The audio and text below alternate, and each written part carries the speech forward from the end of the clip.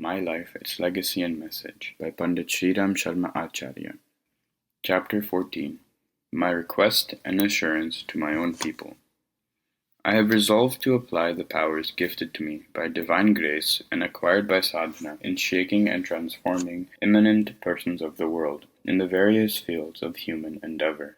These include politicians in power, wealthy persons, scientists, manishis, etc. They will be of ordinary-looking level as well as topmost level. Those who are at the topmost level are mostly egoistic and rigidly opinionated. I am not confining my action to persons of topmost level, but even ordinary-looking persons of the aforesaid four types are being taken up within the orbit of the transforming force. The second category within whom I propose to work is of awakened souls who are greatly born in India. No other country has produced so many great men, rishis, manishis, devtas as India has done. It will be my endeavor to convey the message of Yug Dharma to souls who have accumulated good sanskars during their past births, and will exhort them to come out of their illusions and be contented with minimum resources to meet their personal basic needs. The seeds of whatever they possess extra should be sown and grown so that they could be reaped and multiplied 1,000 times. It will not be of practical significance if I restrict the applicability of this principle of myself alone. Pragya Parivar is large and far-flung, and the fertility of India is also well known. My scheme does not include India alone. It is global. It is therefore necessary that a community of awakened souls be available in every field of human endeavor in all the countries to make the campaign of transformation of thoughts widespread. The methods of working will vary in accordance with local conditions, but the object will be one and the same, of cleansing, of sublimating and refining thoughts and emotions. This is the foundation of Pragya Abhiyan. We will try to reach the goal like a shooting arrow. Those of heroic and adventurous mold will feel the tug of a force awakening, goading, and shaking them. The need of the times and their inner inspiration will also awaken such persons. Even a cock rises up and starts crowing in the small hours of early morning. There is, therefore, no reason why conscientious and courageous persons, full of loving kindness, will not rise to the occasion and hear the call of Mahakal. It is certain that my visible-invisible inspiration in the need of the time would jointly have the desired effect. It is visualized that a sizable number of persons belonging to this category will emerge and will soon be visible. The third category is of persons belonging to Pragya Parivar, with whom I have personal attachment and deep affinity. People do not have, but I have the recollection of their other several past births. I have collected all such persons with whom I had intimate relationship in the past by coincidence or by deliberate efforts. Akhand Jyoti and constructive programs launched by this mission have been acting as uniting factors in this respect. There is mutual guardian-child bond of affection between us. Children, by their very nature, want something or the other from their guardians, whether it may or may not be useful or necessary.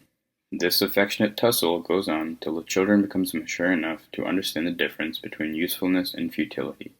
Whether by faith or habit, there is such a strong bond between us that is not limited merely to the exchange of thoughts and personal contacts. Several parijans are facing difficulties. Most of them are entangled in some problem or the other.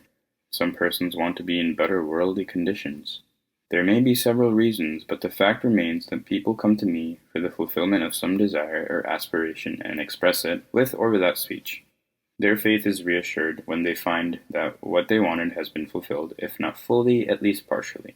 This is not a relationship of a beggar and a benefactor, but of a guardian and his ward. If a calf does not suck the milk of its mother, a serious problem is created for the cow. It is not the cow alone which gives milk to the calf. The calf also gives something to its mother. Although outwardly a regular record of a membership of Gayatri Parivar, Pragya Parivar is maintained, and the condition of regular contribution is attached, the reality is that in an intimate relationship of close affinity of past births, of which I am well aware, in the background there are several miraculous events which I remember very well. Both the sides try to come closer, and are always keen to do everything which can be done for the other. This is not mere imagination, but a reality which is experienced by both from time to time. This third category of persons who are my children have, no doubt, helped the mission, but it is a secondary matter.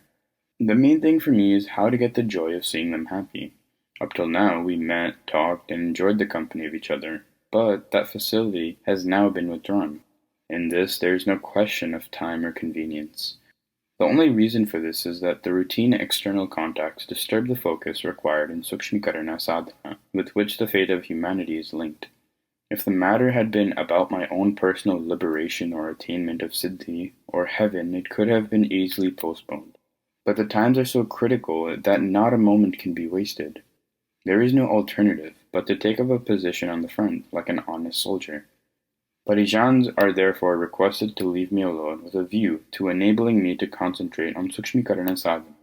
I reassure all my children, Pragya Parijans, that if they refine their inner consciousness, a little they will feel a deep intimate affinity with and proximity to me, because my astral body will become more radiant and remain vibrantly alive till 2000 AD.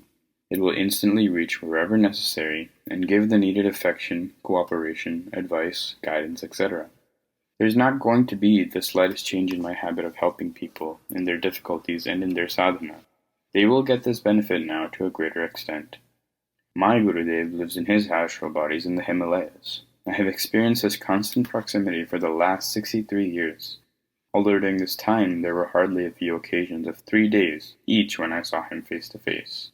But so far as faith and devotion are concerned, they were as intense as of Eklavya, Mira, and Ramakrishna Paramhans towards Dronacharya, Sri Krishna and Kali respectively.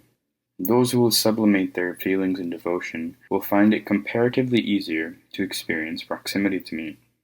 Children do want something from the elders, but the latter also expect something from them. They want the children to answer the call of nature at the appropriate place, follow etiquette, go to school for studies, and observe similar and other disciplines. I have also similar expectations. Sri Krishna had lifted Govardhan with the help of unpolished Gvalbads. Hanuman had gathered bears, monkeys for his help. I cannot by myself, alone, accomplish the task of new creation. This is a task which needs cooperation of others. When so-called wise persons did not come forward, I gathered a family of childlike persons and started doing whatever could be possible. I have always been conscious of my duties and responsibilities towards my children, but there is only one thing to which I would like to draw the attention of the Parijans. I want each one of them to contribute their time and resources to the maximum extent to the mission, because for accomplishing great works, great persons and resources are needed. Every individual belonging to Gayatri Parivar is potentially a great person. He has ignorantly worn a thin mask of smallness. His real face will be visible as soon as the mask is removed. The parable of lion cub who was brought up in a herd of sheep applies to each one of the Pragya Parijans. My guide tore away in no time my garb of smallness and dressed me up with resplendent garments of greatness. For this rejuvenation I had simply to get liberated from the slush of greed and illusion. I had to overlook the advice of others and summon up courage to accept the joint decision of my soul and God. Self-confidence to walk alone was aroused, and I marched ahead, regarding high and noble ideas as symbols of God. After that, I never felt alone, nor did I ever feel that I was being neglected or was without any resources. No sooner did I turn my face towards the truth, the fog of untruth disappeared. My request to all the Parijans is that they should not read this work as a mere narration of a life story. They should deeply ponder over it and take it as a saga of siddhi, or self-realization, that is achieved through sadhana, or self-discipline, and divine grace. They should also understand that my steps have advanced in the pursuit of rishi traditions, by presenting the path of spiritual awakening worthy of being followed by others. One should understand what the real nature of true spirituality is. A person will be benefited by spiritual realization to the extent to which he will be able to integrate idealistically his inner illumination with the outer brilliance. My legacy and message to all my close and intimate Pragya Parijans is that they should learn something from my life and find out the reality behind the process of my sadhana. They should themselves examine how far I have succeeded and try to follow me intelligently and resolutely according to their capabilities. This is a bargain of profit, not of loss.